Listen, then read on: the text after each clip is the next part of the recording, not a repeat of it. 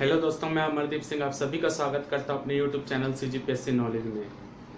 दोस्तों, हमने पिछले जो पंचायती राज का वीडियो डाला था उसमें हमने 73वें संविधान संशोधन तक कवर कर लिया था, जिसके तहत जो है पंचायत को जो संवैधानिक दर्जा प्रदान कर दिया गया था। तो उसी समय जो है एकीकृत मध्य प्रदेश जो छत्तीसगढ़ जिस समय मध्य प्रदेश के साथ था, पंचायती राज व्यवस्था सबसे पहले यही लागू की गई थी। जब छत्तीसगढ़ राज्य मध्य प्रदेश से अलग हुआ तो उसमें भी जो पंचायती राज व्यवस्था थी, क्योंकि उस समय भी हमारे यहाँ त्रिस्तरीय पंचायती राज व्यवस्था थी, तो जब छत्तीसगढ़ मध्य प्रदेश से अलग हुआ तो यहाँ भी पंचायती राज व्यवस्था जो है त्रिस्तरीय है, यानी ग्राम के लिए ग्राम पंचायत, जनपद के लिए जनपद पंचायत और जिला के लिए जिला पंचायत।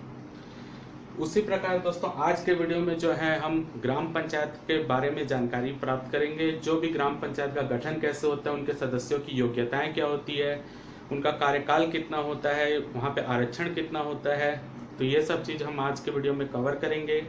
उसके पहले दोस्तों 2 मिनट में आपका लेना चाहूँगा, यदि आपने अभी तक मेरा चैनल सब्सक्राइब नहीं किया है तो जरूर सब्सक्राइब कीजिए और उसके बाजू में जो बेल आइकन होता है उसको दबाइए ताकि हमारे वीडियो तुरंत आपको मिल सके।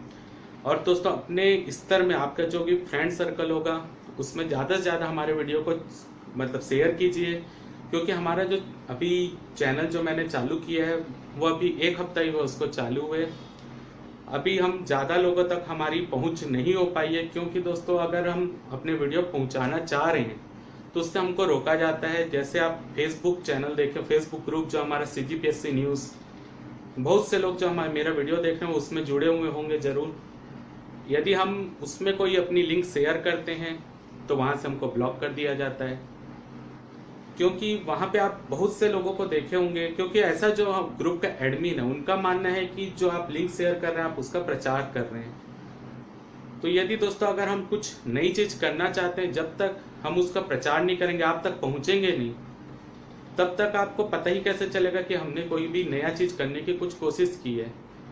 और ऐसा जो ब्लॉक करने का सिस्टम चल रहा है वो शायद मेरे हिसाब से मेरे साथ और कुछ जो नए लोग आए हैं उन्हीं के साथ हो रहे हैं, क्योंकि वो मानते हैं कि हम प्रचार कर रहे हैं। लेकिन आप भी समझ रहे होंगे कि उस ग्रुप में लगभग आप देखोगे 50 से 60 कोचिंग सेंटर के वहाँ पे प्रचार होते रहते हैं।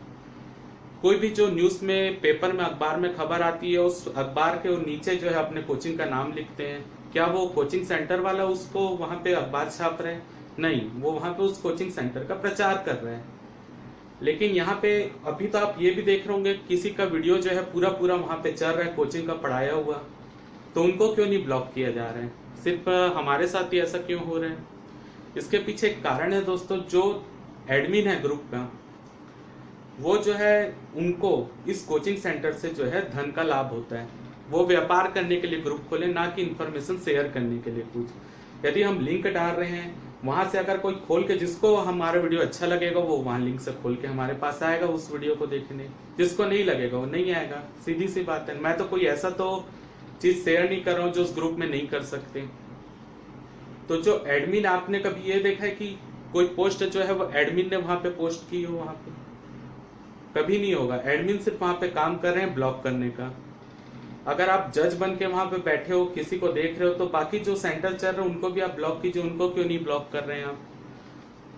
दोस्तों अगर आप देख रहे होंगे जो भी, अगर वो ग्रुप को चलाने वाले हम ही हैं, क्योंकि उस ग्रुप में क्वेश्चन जो डाल रहे वो भी स्टूडेंट है, जो उसका आंसर दे रहे वो भी स्टूडेंट है। कभी एडमिन उसका आंसर देने वहां पे नहीं आएगा।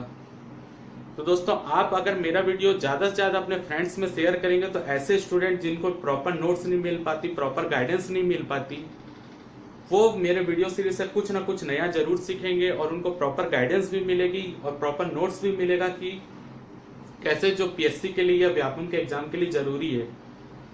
दोस्तों जरूर आप इसको शेयर कीजिए ताकि हमको आप तक पहुंचने के लिए ऐसे किसी ग्रुप की और जरूरत नहीं पड़े जो व्यापार के लिए वहां पे ग्रुप खोल के बैठे हैं।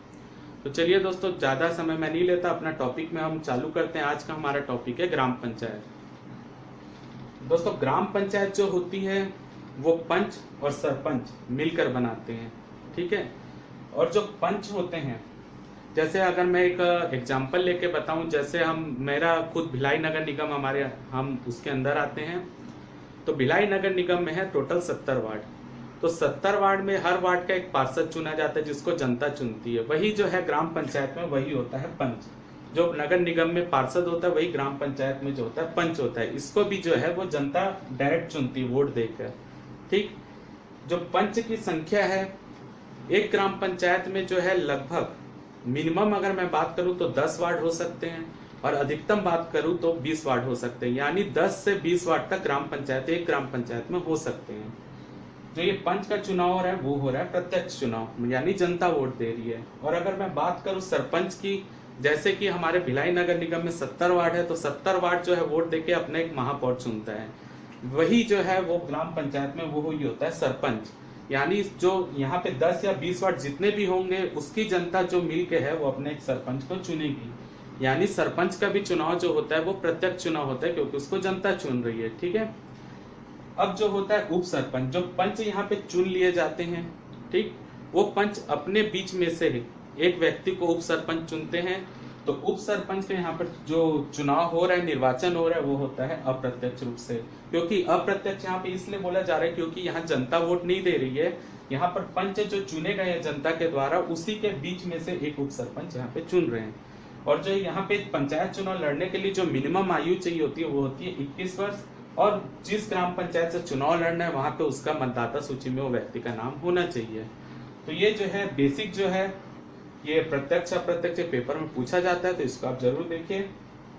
एक ग्राम पंचायत में अधिकतम जो है मिनिमम की बात करूं तो वो 10 वार्ड हो सकते हैं और अधिकतम की बात करूं तो वो होता है 20 वार्ड। और एक वार्ड की जो जनसंख्या होती है वो मिनिमम जो है वो 100 होनी चाहिए। किसी भी वार्ड को बनाने के लिए वहां 100 लोगों का निवास करना आवश्यक है, और अधिकतम जो है वो 1000 भी हो सकती है, यानी 100 या 1000 के बीच ही जो है वो उस वार्ड की जनसंख्या होनी चाहिए।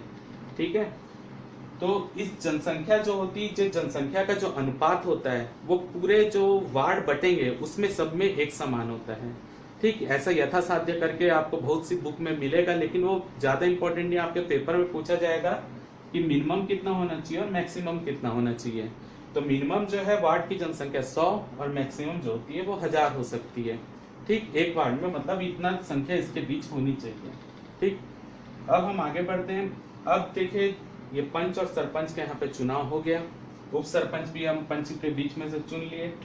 यदि जो सरपंच या उप सरपंच यहाँ पे चुना गया है, ठीक है, तो अगर वो आने वाले समय में कभी लोकसभा, विधानसभा या राज्यसभा ऐसा में किसी में भी चुन लिया जाता है तो उसको तुरंत ही जो है यहाँ पद से इसको हटा दिया जाएगा, सरपंच या उप सरपंच के पद से, और वो सीधा जो है जो भी लोकसभा, राज्यसभा, विधानसभा जिसके लिए भी चुना जाए वो वहां पे चला जाएगा। तो पेपर में एक क्वेश्चन आता है, यदि कोई व्यक्ति जो है पंच है या सरपंच है या उप सरपंच है वो यहाँ पे चुन लिया जाता है लोकसभा, राज्यसभा, विधानसभा के लिए, तो उसका कौन सा पद उसको खाली करना पड़ेगा। तो जो सा पद में वो पंचायत में रहेगा उस पद को खाली करके वो लोकसभा, विधानसभा, राज्यसभा में जा सकता है। साथ ही साथ जो है यहाँ पे जो अगर वो सहकारी समिति का सभापति या उप सभापति, जो सहकारी समितियां होती है उसका सभापति या उप सभापति भी चुन लिया जाता है, तो उसको अपना पद यहाँ से खाली करके यहाँ जाना पड़ेगा। ठीक, अब बात करते हैं यहाँ पे यदि जो सरपंच चुना जा रहा है, ठीक, निर्वाचित हो रहे हैं, यदि वो SC ST या OBC कैटेगरी का नहीं है, यानी वो जनरल कैटेगरी का है, जो सरपंच चुना जा रहा है, जो निर्वाचित हो रहे हैं, तो जो उप सरपंच है वो SC ST या OBC में से ही कोई एक बनेगा, ये एक मस्ट है। यदि सरपंच जो है वो जनरल कैटेगरी का चुन लिया जा रहा है उस ग्राम पंचायत में, जो तो उप सरपंच जो है वो आपका SC ST या OBC ही होगा। लेकिन अगर यहाँ पे सरपंच जो है SC ST OBC चुन लिया जा रहा है तो उप सरपंच के लिए ऐसी कोई कंडीशन नहीं है, वो कोई भी कास्ट का हो सकता है, SC कैटेगरी का हो सकता है। ठीक, अब यहाँ पे बात करें, यदि यहाँ पे चुनाव होता है, मान लीजिए पंच का चुनाव हुआ, ठीक, और मैं मान ले रहा हूँ यहाँ पे 10 वार्ड है, ठीक, उसमें से 9 वार्ड में चुनाव होता है और लोग जो है अपने पंचों को चुन लेते हैं, और एक वार्ड ऐसा आ जाता है जहां पर लोग जो है पंच के लिए वोट ही देने नहीं जा रहे हैं, कोई भी कारण हो सकता है, वोट देने नहीं जा रहे हैं, उसको पसंद नहीं कर रहे हैं कैंडिडेट को। तो ऐसी स्थिति जब उत्पन्न होती है कि एक पंच का वहां पे निर्वाचन ही नहीं हुआ है और बाकी निर्वाचन कंप्लीट हो गया, सरपंच भी चुन लिया गया है, तो ऐसी कंडीशन में जब पहली मीटिंग बुलाई जाएगी, ठीक है, तो उसमें ये पंच का निर्वाचन रुके होने के कारण कोई भी जो परिस्थिति है उसमें बदलाव नहीं आएगा। जैसे हम आगे जो फिर 9 पंच रहेंगे वही आप मतलब अपने में से ही एक उप सरपंच को चुन लेंगे और बाकी कार्रवाइयां जैसे होती है वैसे ही चलते रहेगी। यहाँ पे कुछ भी रुकेगा नहीं, कोई भी काम एक पंच का जो है वो नहीं चुने गया तो उससे कोई भी काम रुकेगा नहीं। ठीक। दूसरी बात, यदि यहाँ पर ऐसा होता है कि जो सरपंच है उसका निर्वाचन लोग नहीं करते, बाकी यहाँ से 10 पंचों को चुन लेते हैं, लेकिन जो सरपंच है उसके लिए वोट देने नहीं जाते, चाहे उनको सरपंच पसंद ना हो कैंडिडेट या कुछ भी कोई भी कंडीशन हो, सरपंच को नहीं चुनते। ठीक। तो ऐसे स्थिति में भी जब पंचों का पहली मीटिंग बुलाई जाएगी तो उस समय जो पंच रहेंगे वो अपने बीच में से ही एक सरपंच को वहां पे चुन लेंगे। ठीक है। उप सरपंच को भी वहां पे चुन लिया जाएगा, सरपंच को भी अब वो अपने बीच में से चुन लेंगे। हाँ, और यहाँ पे एक कंडीशन और है जो पंच और सरपंच दोनों के लिए यहाँ पे वैलिड है। जैसे मैंने पहले बताया, पंच का जो चुनाव है अगर वो एक कैंडिडेट नहीं चुना जाता तो उसके लिए जो है फिर से 6 महीने बाद वहां पे चुनाव कराया जाएगा राज्य निर्वाचन आयोग द्वारा। और यदि 6 महीने बाद चुनाव कराने के बाद भी वहां पे कोई पंच नहीं चुना जाता तो यहाँ पे क्या होगा, राज्य निर्वाचन आयोग उस क्षेत्र उस वार्ड में तब तक चुनाव नहीं कराएगा जब तक वो ऐसा ना मान ले कि वहां की जनता जो है अब तैयार है, वहां के जो निर्वाचन के लिए तैयार है पंच को चुनने के लिए। ठीक। वही कंडीशन सरपंच के लिए भी आती है। यदि सरपंच का चुनाव जो है यहाँ पे नहीं चुना जाता तो 6 महीने बाद सरपंच का फिर चुनाव कराया जाएगा राज्य निर्वाचन आयोग द्वारा। अगर उस समय भी जनता सरपंच को यहाँ पर निर्वाचित नहीं करती तो पंच जो अपने बीच में से सरपंच बना दिए वो सब अधिकार जो है सरपंच को, जो पंच बना है सरपंच उसको मतलब वही अधिकार, सरपंच का अधिकार उसको मिल जाएगा। और तब तक इस सरपंच का चुनाव फिर नहीं होगा जब तक राज्य निर्वाचन आयोग इस बात से जो है संतुष्ट न हो जाए कि वहां चुनाव हो सकते हैं। ठीक। अब बात करते हैं हम इनका अपना आरक्षण की बात करते हैं कि पंचायत क्षेत्र में कैसे आरक्षण किए जाते हैं। तो हम देखेंगे कि SC ST के लिए जो हमारा पंचायत है, मान लीजिए हमारे ग्राम पंचायत में 10 सीट जो है, 10 एक ग्राम पंचायत में 10 वार्ड है। ठीक। उस वार्ड में हम देखेंगे कि मतलब 10 वार्ड है तो उस ग्राम पंचायत में हम देखेंगे कि SC ST का कितना परसेंट है। जैसे हमारे छत्तीसगढ़ में 30% जो है वो ST है, तो वैसे ही हम देखेंगे कि उस ग्राम पंचायत में कितने परसेंट जो है ST रहते हैं और कितने परसेंट SC रहते हैं। मान लीजिए उस ग्राम पंचायत में ST का परसेंट जो है वो मान लीजिए 10% है। ठीक। तो 10 वार्ड, मान लीजिए उसमें 10 वार्ड है तो 10 वार्ड का 10% क्या हुआ, 1 सीट। तो 1 सीट जो रहेगी वो ST के लिए यहाँ पर रिजर्व रहेगी। ठीक। तो ये परसेंट के हिसाब से जितने उस ग्राम पंचायत में जितने SC ST रहेंगे उस हिसाब से ही उनको उनके परसेंट के हिसाब से आरक्षण मिलेगा सीटों में। ठीक। दूसरा पॉइंट यहाँ पे लिखा है SC ST के लिए आरक्षित स्थान जो है 50% से कम नहीं होना चाहिए। मान लीजिए यहाँ पे 10 वार्ड है। ठीक। SC की उसमें मान लीजिए 2 सीट SC की है और ST की है 2 सीट और टोटल है 10 सीट। ठीक। तो यहाँ कितना हो गया, 10 वार्ड में से 4 वार्ड जो हो गए वो आरक्षित हो गए SC ST के लिए। लेकिन हमको चाहिए यहाँ पर 50% आरक्षित, यानी टोटल जो है 10 वार्ड में से 5 वार्ड हमको आरक्षित यहाँ पे रखना ही है। तो ऐसी स्थिति में क्या करेंगे, ये तो है 4 वार्ड, तो 1 वार्ड जो कम है उसको हम कर देंगे आरक्षित OBC के लिए। ठीक है। तो टोटल जो है जितने भी वार्ड रहेंगे उसका 50% जो है हमको आरक्षित रखना ही है। अगर SC ST यहाँ आरक्षित नहीं हो पा रहे हैं 50%, तो हम उस बाकी को हम OBC के लिए आरक्षित रखेंगे, बाकी आधे वार्ड जो है वो जनरल कैटेगरी के लिए रहेगा, यानी वहां से बाकी सब भी चुनाव लड़ सकते हैं। ठीक है। अब जितने भी हमने सीट आरक्षित की है, जो SC ST OBC के लिए हमने जितनी भी सीट आरक्षित की है उसको हम कैसे निकालेंगे, जैसे एक लॉटरी में सभी वार्ड के 10 वार्ड है मान लीजिए, उसके पर्ची बना के डाल देंगे। ठीक। और उसमें से हम वहां से पर्ची निकालेंगे तो जिस वार्ड की पर्ची निकलेगी वहीं पे SC ST के लिए उसका मतलब उसको वहां पे कर दिया जाएगा कि वो सीट ST के लिए या SC के लिए या OBC के लिए आरक्षित मान ली जाएगी।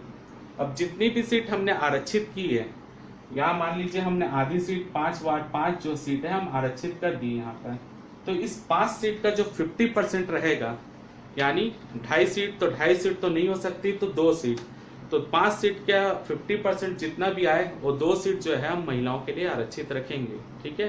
तो ये रूल है, जितनी भी सीट आरक्षित होगी उसकी 50% जो है महिलाओं के लिए आरक्षित होगी।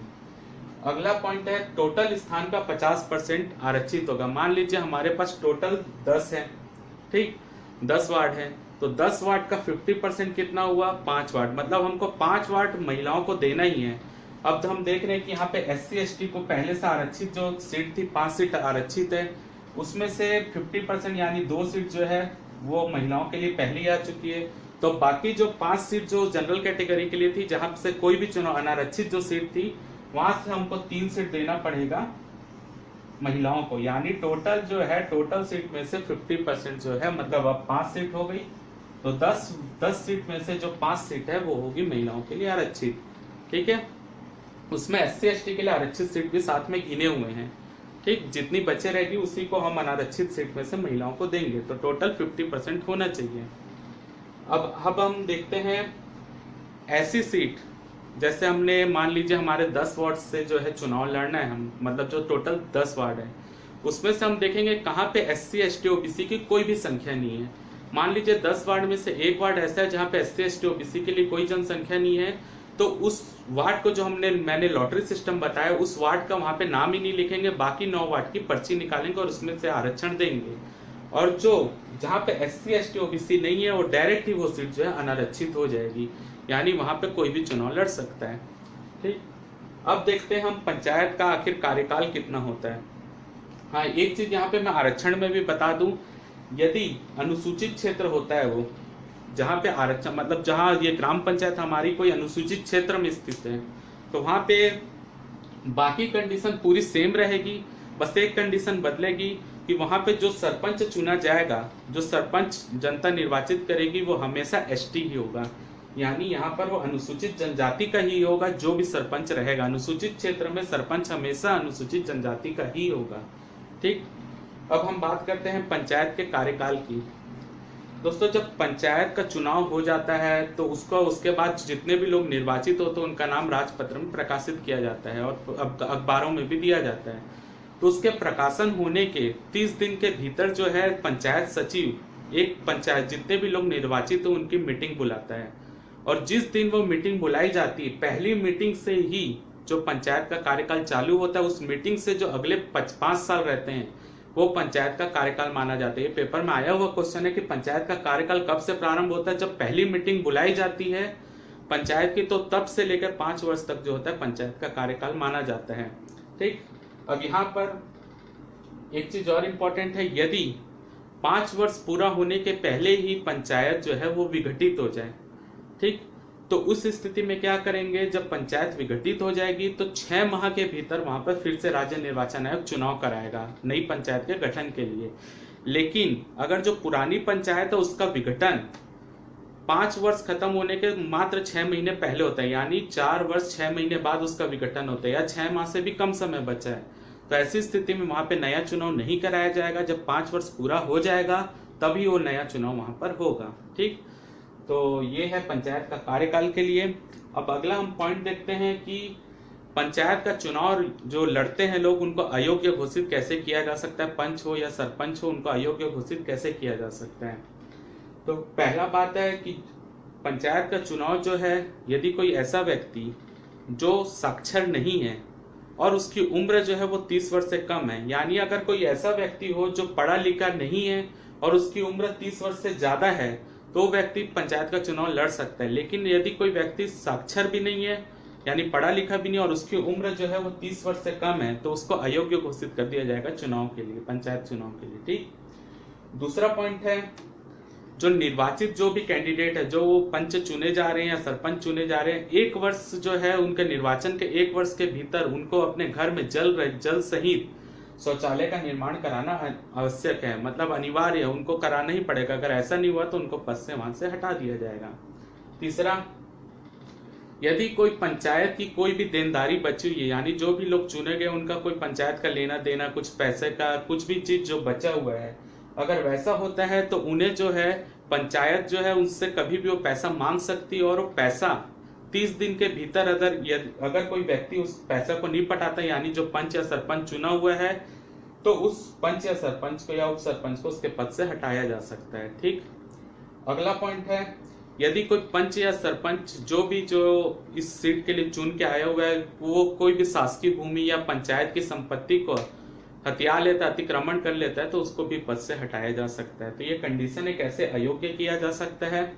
अब दोस्तों यहाँ पर एक क्वेश्चन ये भी आता है कि जो यहाँ पे पंच चुन के आए हैं या सरपंच अपना त्याग पत्र किसको देते हैं। तो पंच जो रहता है वो अपना त्याग पत्र देता है सरपंच को, ठीक। पंच त्याग पत्र देगा सरपंच को, और सरपंच और उप सरपंच जो है वो त्याग पत्र देते हैं जिला उप संचालक को, ठीक। सरपंच और उप सरपंच अपना त्याग पत्र देते हैं जिला उप संचालक को। बहुत सी बुक में हम देखेंगे कि लिखा रहता है पंच और उप सरपंच जो है, सरपंच और उप सरपंच अपना त्याग पत्र विहित प्राधिकारी को देंगे। तो वो विहित प्राधिकारी जो लिखा है वो जिला उप संचालक ही है। पेपर में आपको जिला उप संचालक से ही नाम से पूछा जाएगा। तो याद रखें, पंच अपना त्याग पत्र देता है सरपंच को, और सरपंच और उप सरपंच अपना त्याग पत्र देते हैं जिला उप संचालक को। लेकिन यदि सरपंच और उप सरपंच जो है अपना त्याग पत्र यहाँ पे जिला उप संचालक स्वीकार करता है, उसके पहले ही अपना त्याग पत्र वापस लेना चाहते हैं, उनको ऐसा लगता है कि वो अभी और कार्य करना चाहते हैं, तो अपना त्याग पत्र वापस भी ले सकते हैं, लेकिन इसके स्वीकार करने के पहले, ठीक। तो दोस्तों आज के वीडियो में हमने ग्राम पंचायत का बेसिक जानकारी जो हमने हासिल कर ली। अगले वीडियो में जब हम आएंगे तो ग्राम पंचायत का कैसे सब जो पंच है उसको अविश्वास प्रस्ताव लाया जा सकता है, उसके खिलाफ कैसे उसको वापस बुलाया जा सकता है, जिसको रिकॉल बोलते हैं। पंचायत की समितियां, ग्राम पंचायत की समितियां क्या होती हैं, उनके कार्य कैसे होते हैं, ये सब चीज को जो है हम अगले वीडियो में देखेंगे। तो दोस्तों उम्मीद करता हूँ आज का वीडियो आपको अच्छा लगा होगा। यदि अच्छा लगा होगा तो जरूर लाइक और सब्सक्राइब कीजिए, हमारे चैनल को ज्यादा से ज्यादा शेयर कीजिए। आज के लिए दोस्तों सिर्फ इतना ही। जय भारत, जय छत्तीसगढ़।